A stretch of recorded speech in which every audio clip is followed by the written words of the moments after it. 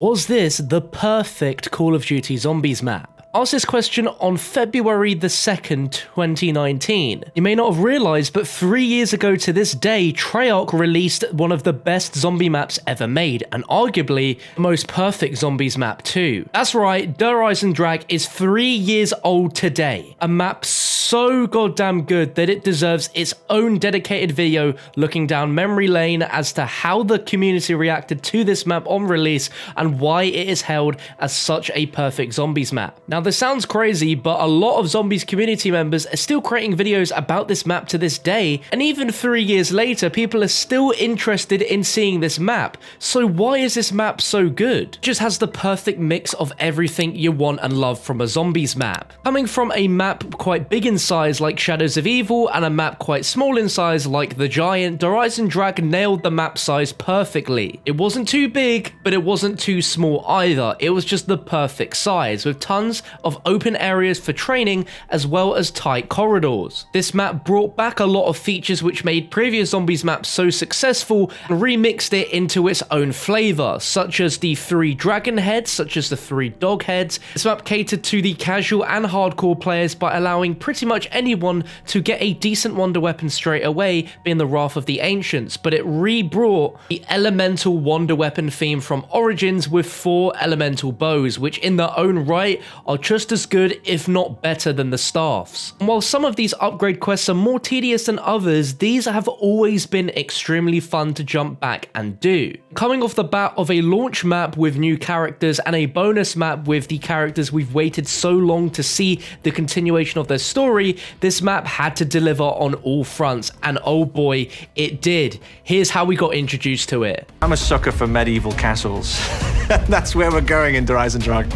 We've got this wonderful ancient castle that all the kind of evil forces and all the kind of mind-bending stuff that we do in our zombie storyline is all kind of infested in this one location. The castle was built upon an ancient site where many dark atrocities have occurred over the centuries. The site contains massive deposits of the recently discovered element 115. This allows us to kind of play with other narrative and thematic elements in a setting which is a personal favorite of mine. On the Awakening DLC, we'll also be introducing 4 new Mega Gumballs. This chapter is very much about introducing new concepts, but then also bringing it to a conclusion. We're incredibly excited to answer a lot of the questions the community has, bring some sort of resolution to a lot of the torment that we put our fans into, and then also maybe introduce some new concepts to have them puzzling out into the future. God, doesn't that just bring back a load of memories watching that?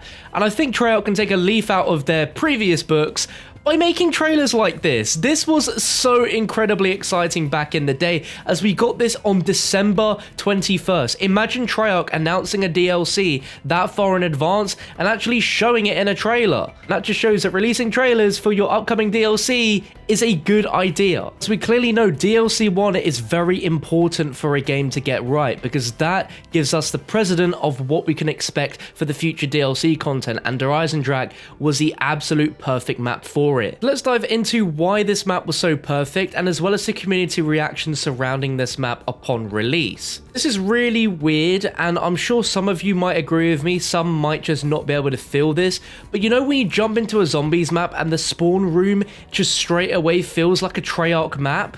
That's what Der Eisendrache has. As soon as you spawn in, you're immediately met with just that Treyarch quality. You see the gondola behind you ride away and a rocket rise into this atmosphere, and you're already questioning what is going on. Stakes were high in this map, and they introduced a load of old storyline to tie into the new story that was being told here, with Dempsey being put on a rocket on its way to the moon. The coexistence of this map and moon happening at the same time already made this map incredibly intriguing to those who might not have touched zombies in a while, but the fact that it's linking in with previous maps is intriguing in itself. But like I said earlier, this map pleased both the casual and hardcore players by making some of the most complex tasks like Pack-a-Punch incredibly simple. To this day, a lot of zombie YouTubers will argue that Der Eisendrache is infinitely better than most maps simply because it is just so easy to Pack-a-Punch. There is no two ways about about it. You walk up to 3 platforms and press a button and that's it. Turning the power on is opening up 4 doors and flipping a switch. In the Wrath of the Ancient's bow is simply killing zombies by 3 different dragon head locations. The 4 elemental upgrades for these bows are all incredibly cool. Like I said, they are not too intrusive or too difficult. What I really like is how there are subtle stories being told by each of these bows. None of these stories really affect the overall story of Der Eisendrache as a whole, but taking the Wolf bow for instance, it all revolved around the Wolf King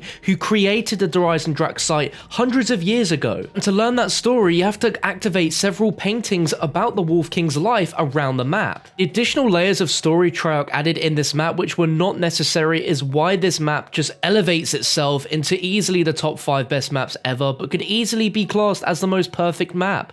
The 4 bows are very fun to use and arguably better than the staffs depending on what sort of playstyle you prefer. This map also saw the introduction of one of the now renowned special weapons, the Ragnarok DG4s, an extremely useful equipment which we take for granted and has paved the way for the Black Ops 4 special weapon system. This map also saw the return of the Wonder Fizz machine which we didn't see since Origins. Blending all of this together you get an almost perfect gameplay experience, but of course in Treyarch style we do have a boss zombie, the Panzer Soldat, which returns also but with slightly adjusted different attacks. Some may agree, some may disagree, but I much prefer the Panzer in Der Eisendrache than the Panzer we got in Origins. The Panzer in Der Eisen can throw these electrical grenades which stun your screen, which can be very annoying, but overall I found this to be a far less deadly threat than it was in Origins. But you also have far more at your disposal to take these things out than you did back in Origins, such as the upgraded elemental bows, or your Ragnarok DG4s, or the Death Ray trap. The map has a lot for you to use. Can we also take a moment to talk about the transportation methods around this map, as these jump pads are the craziest things we've ever seen in zombies, but they're so cool every time you use it, it just never gets boring. We've not even got started on the Easter egg quest, which in my opinion is one of the most perfect Easter egg quests we've seen in zombies. It's not too long-winded that it's going to take you hours and hours to set up and complete, but it gives you just enough challenge that when you're about to complete it, you do have that adrenaline rush that you will always get when completing this egg. This Easter egg quest broke boundaries that we've never seen before in Call of Duty Zombies. Dynamic environment changes. The rocket with Dempsey crashes through the bell tower, destroying it for the rest of the game. These are dynamic map changes which we kind of take for granted now. That was never a thing before. The quest itself is also very engaging as you're following a continuous storyline which involves you teleporting back in time to collect various pieces and learn a history about Dr. Groff and the relationship between Moon and this map. A bit of nostalgia with the golden rod sprinkled in there which you have to pick up and use, and with the climax of this Easter egg involving you having to all at the same time plant down your Ragnaroks to enter a boss fight room. This is the first boss fight we've ever seen in Call of Duty Zombies. We've had many boss fights since, but this one still holds up today, being incredibly fun, strategic, challenging, and adrenaline fueled. The fact that the boss has a wipe mechanic that can down all of you if you're not hidden behind the pillars is what created a massive adrenaline rush when this quest was first completed. Many people didn't expect that, and it caused a lot of upset and hilarious moments. This was always Treyarch's intention, to add some sort of mechanic which would slow down progress ever so slightly, and it caused for some pretty epic livestream moments, such as Spider Bites right here. Having the most epic rage I've ever seen. Now this isn't in any way making fun of Spider Bite, he clearly outlines the piece of furniture which he destroyed was something he was going to be destroying anyway, but when I originally saw this, his reaction was so funny to me that it just shows how frustrating a boss fight can really be, and was a real highlight in this season of Zombies. Too many dogs. No, there's too many dogs. Fuck!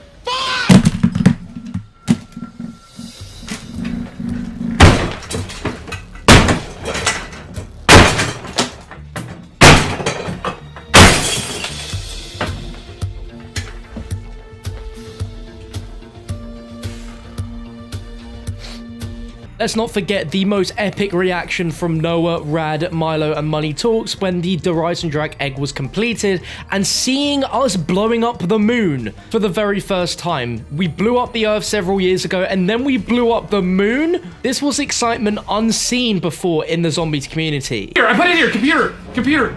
Come over. Where? Simon says computer. 30 seconds to Oh god. Oh god. It's 30 seconds to impact. What? No, Yeah, what yeah. the fuck did you do, bro? Oh my god, run! No, what did you do? Go to Whoa! Dempsey! Go to Whoa!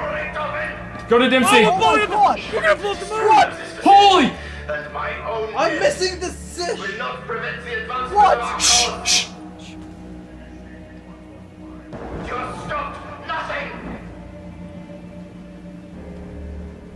Oh, Holy shit! Oh my god! What? What? The road is long Ooh. and dark, but I know where we are going. We will complete our mission. Oh, shush. Tactical nuke incoming!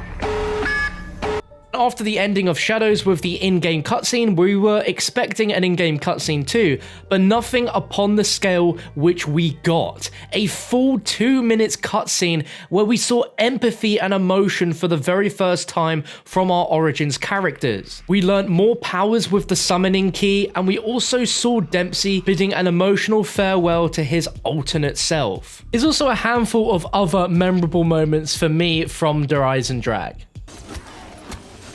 Don't laugh at this. This is a serious game. This is a serious game. Don't laugh at this.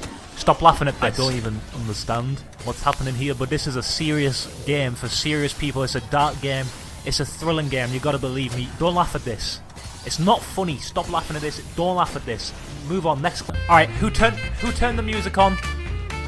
Who turned the music on? This isn't funny. This isn't funny. Turn the music off and get the robot guy down from there. This isn't funny. Don't laugh. This is a Now, is Der Eisendrache the perfect Call of Duty Zombies map? I don't think we've had a perfect Call of Duty Zombies map, and I don't think we ever will.